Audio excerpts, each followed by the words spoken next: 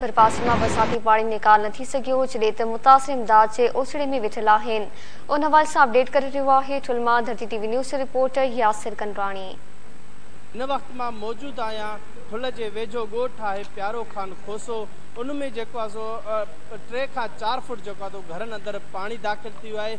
15 ॾींहंनि खां वठी ही पाणी जेको आहे सो हिन घरनि में दाख़िल आहे। जेको आहे सो ही बरसाति जेको पाणी आहे, मुंहिंजो कैमरामैन अव्हांखे ॾेखारींदो, ही बरसाति जो ई पाणी आहे। कंहिं न शाख जो आहे न कंहिं ॿियो जेको आहे कैनाल जो आहे। ही जेको आहे सो बरसाति जो पाणी आहे। मथे जेको इलाइक़ा आहिनि उन्हनि में जेको आहे बरसाति जो पाणी हेठियां वारे जेके इलाइक़नि में आहे उते दाख़िल थी रहियो आहे। ही हिन पासे जेको आहे मां पंहिंजे कैमरामैन खे चवंदो अव्हांखे हिन तरफ़ ॾेखारींदो। ही जेके ॻोठाणे जेके घर आहिनि उहे पाणी हेठां आहिनि। काफ़ी घर जेके आहिनि जेका किरी पट थी विया आहिनि। इंतिज़ामिया हुजे उन्हनि जेको आहे सो हिन ॻोठाणनि जी सार नाहे लधी।